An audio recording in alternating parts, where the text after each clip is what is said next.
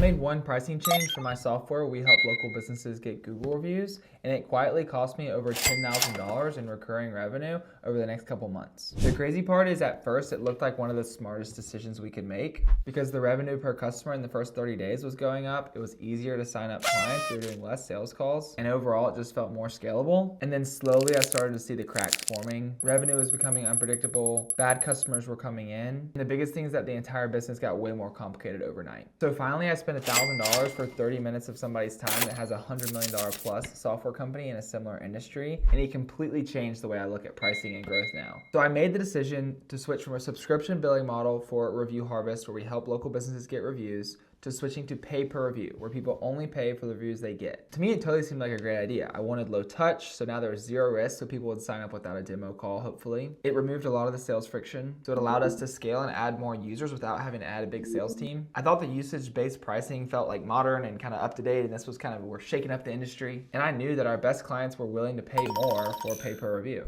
And then clients that didn't get amazing results, or some of our worst clients, probably wouldn't churn because they weren't going to be getting billed if we didn't get them reviews. So in theory, this solves churn, reduces sales friction, and increases our scalability all at once. And that kind of started happening. We started onboarding users left and right. Didn't sign up with sales calls. They just put their card on file and got started. You can see this is the new Stripe account we made when we switched billing, and you can see only $15,000 in collected revenue, but in less than 2 months, we added over 200 customers. These are customers card on file that we're setting up to get reviews. And so this felt amazing. We were signing up like 2 or 3 people a day, a lot of them without sales calls. And honestly, it seemed like all our problems were solved. And I wish I could say we just rode off to the sunset and everything was great, but I started to see the cracks forming. Our pricing was attracting the smallest customers. It was attracting businesses with no customers yet. Super low customer volume, and if we don't have customers to request reviews from, we don't get paid. And the crazy thing is that these businesses without a lot of customers love to ask a lot of questions and love hand-holding throughout the onboarding process. And a lot of times they took the longest to onboard. And so we'd spend 30 minutes to an hour on an onboarding call with these people, and then we'd realize they only had 2 customers. So now we could only get them 2 reviews, so maybe make $20. We were charging $10 per review at the time. And I'm not gonna lie, guys, there's still a part of me that's like, oh, this is such a great idea, and maybe we just needed to qualify the calls better. Maybe we need to make sure we were spending our time on the businesses that had customers. But unfortunately, there are way more issues than just this. The people who loved pay per review were the people with very little customers and not getting a lot of reviews. Our revenue became incredibly unpredictable because sometimes we do a review reactivation for people and get them a whole bunch of reviews in the first month. And another mistake we might have made is capping out the max number they'd spend. It was a concern we had with the first couple customers. We're like, hey, well, what if you get me 100 reviews? Am I going to get charged $1,000? So we capped it at $299, and then we moved the cap up to $499 pretty quickly. So in the first month, a lot of times we were getting $300, $400, $500 during that review reactivation, where we reached out to all their previous customers. But then month 2, month 3, we might be only getting $30 or $40 or $50, which made our revenue super unpredictable. And our MRR wasn't scaling like it should, where it's just up and to the right. Something we could have done here is made these review reactivations last longer, kind of sustain that revenue over the first couple months. But we loved the big boost in revenue. My thought process was, awesome, we're collecting more money in the first 30 days, which is gonna help us spend more money on ads. Who cares what they're paying us in the second month? But as we were trying to scale ad spend, it was really tricky to calculate how much are we spending to acquire a customer and how much is that customer worth for us. Obviously, we could just do averages to figure out how much money we were collecting in the first 30 days, but we might still be spending $400 to acquire a customer that pays us $40. I don't like that. When the revenue was fluctuating like that and we were trying to scale our ads, it felt like gambling. And then the last thing, and this was really the nail in the coffin, it made everything more complex. So now, almost every day when we're billing people, somebody's reaching out saying, hey, I actually got this review, and your system didn't do that. That was a mistake we made at the beginning to say, hey, we'll track the number of link clicks and all that stuff. We'll only bill for the reviews we got. That became very hard because not everyone that clicks the link leaves a review. So if somebody got 12 reviews and they had 14 link clicks, then we'd charge for all 12 reviews. But what if 2 of them they got? So we very quickly had to communicate with our customers that, hey, we charge for all reviews. And that was a headache because people didn't like that. But we framed it as a sense like, hey, we're responding to these reviews. We're repurposing these reviews onto your social media, onto your website. We're doing all this stuff for every single review you get. We don't request the review ourselves. We're still charging for it. And it was fine. It wasn't a huge deal. But we just got so many additional billing support requests that we shouldn't have. It should just be automated billing. The second thing was that it wasn't automated billing. You know, we had kind of a system in place to track how many reviews they were getting and all that sort of stuff, but we were still pretty much verifying and clicking the buttons to actually charge them. instead of just having a subscription that comes out every single month. But this whole layer of billing per review trickles down to so many other things. What about our affiliate program? How do we pay affiliates? How do affiliates expect to get a certain number of dollars each month, but it's based off pay per review, so we have to basically give them a percentage of all the reviews they get, so it's just a nightmare. Same thing with any other features or benefits we're trying to provide. They kind of have to fit into that pay per review model unless we want to make them an add-on. And so what if we want to help them get referrals? What if we want to help them do a database reactivation to promote some sort of offer via text and email? Well, we need to charge them extra for that because it doesn't really fit into our current billing model. And next thing you know, my developer is spending days or weeks just customizing things for this pay-per-review billing. Whereas if we just would have used Stripe subscription billing from day one, it would have been so simple and taken 1/10 of the time to set up, and then also would have taken 100th of the time to maintain because it's just billing automatically. And so at one point, it felt like we weren't even trying to build the best product. We were just trying to figure out how to make a product fit around our billing model. And so finally, I'm incredibly frustrated. I DM'd a guy who had started a very similar software that does over $10 million a year, so it's valued at well over $100 million.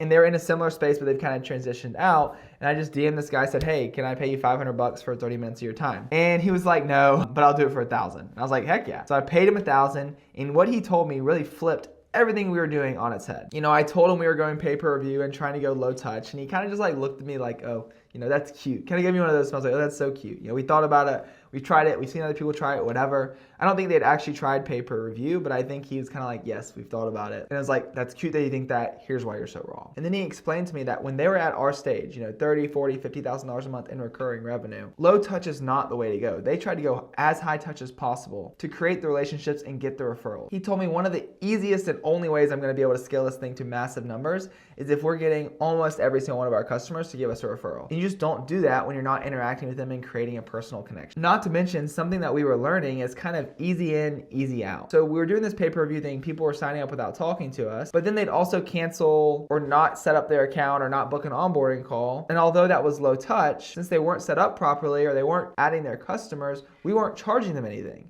So they weren't necessarily churning, but it wasn't set up properly. We couldn't get in touch with them. And so they were paying us $0 for 4 months in a row. I would consider that churn. But now we just take on the liability of supporting them as a customer and trying to provide a good experience. And so when you're able to flip that and create a high touch relationship where you're able to connect with them on a personal level, you start to get people that not only care about your business and your product, but care about you. So they're more likely to respond to your emails, your texts. They're more likely to send you a referral, leave you a review. All the things that us as business owners need. And at the end of the day, this makes so much sense. There's that quote by the famous business guy, I think Peter Drucker, I don't even know, who basically says you can solve every single problem in your business by talking to your customers more. And so by getting off sales calls or getting off onboarding calls, we're not hearing from our customers daily. We're not getting to connect with them and see what gaps we have in our marketing or in our onboarding process. So he really encouraged us to go high touch, go back to subscription, try to increase your pricing if you can, try to find better clients, and do everything you can to get every single customer of yours to send you a referral. And the thing was, I was trying to scale by removing people and removing relationships. And what he told me has totally flipped that and made me lean in closer to our customer relationship. So here's the pivot we made. We killed pay-per-review, we switched back to subscription pricing, making sure all of our new customers are on subscription pricing. One thing that still sucks is that I told a lot of people we grandfather them into pay-per-review. And so did my wife when we were on these sales calls or on onboarding calls or whatever it was. And right now, I'm too much of a pansy to say, hey guys, I messed up. We need to switch everybody to subscription. And so we still are supporting that pay-per-review model and have a lot of people set up on it. And the thing is that it still works. I mean, we're still collecting $500, $800 a day in pay-per-review billing, but it's just very inconsistent. Going back to subscription simplified our billing model, allowed us to build the best product and give the best results we possibly can, and not worry about retrofitting a product into some billing model. We've been able to run ads more effectively, and finally our MRR has started to grow again. Let me show you this graph. So you can see on our Stripe, here's all time. So we created this account, last year. It's very new. And we started doing pay-per-view. We got this big boost in billing, 10,000, 12,000. But see what happened here? It just kind of stayed flat. This wasn't growing the way we wanted it to grow. It wasn't until September or October when we switched back to subscription, and you can see how our revenue has grown monthly since then. An important note is that this is a new Stripe account. We actually had $20,000 or $25,000 worth of recurring revenue on a different Stripe account as well that we've been slowly moving over to this Stripe account. But even considering the revenue we've moved over, you can see the massive spike that we've had since we switched back to subscription billing. Obviously, there's no silver bullet. This still isn't perfect. We get more no's than we did when we were doing pay-per-review billing. We have more people churning now than when they're on pay-per-review. Obviously, we're charging them every single month no matter what. But now we don't have the liability of supporting hundreds and hundreds of customers that might only be paying us $0 a month. And so kind of the lesson that I've learned from here is that, clever isn't always scalable. I thought I was shaking up the industry and doing something crazy, but I quickly realized why people don't do it. The complexity of that billing model and the additional support requests was killing our momentum, was killing our growth in marketing, was killing our ability to focus on the best results possible. And recurring revenue is the gold standard. If we were to go to sell the business one day, pay-per-review billing and people being paid per result is not as sexy, is not as appealing to an investor as recurring revenue, subscription-based every single month that's coming out. And also now having a true churn number where we know how many people are leaving a month gives us a baseline and a starting point to realize, okay, here's all these things we can do for churn. We can actually see if we're improving it, as opposed to just having people paying us $0 a month and not really knowing what our churn is. And I think the big lesson is, especially in this business where we're helping local businesses who aren't super tech savvy, relationships scale better than automation, especially early on.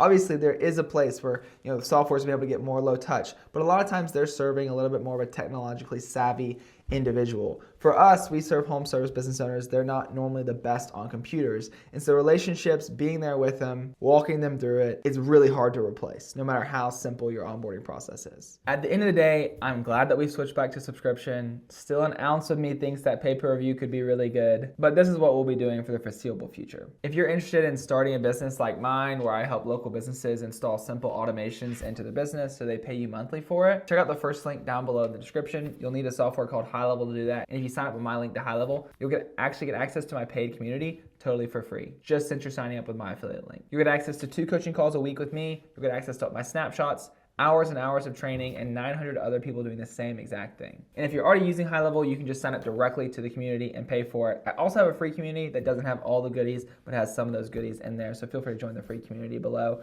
But if you like this video and you want to watch me lock myself in my truck until I get a paying customer, check this next one out.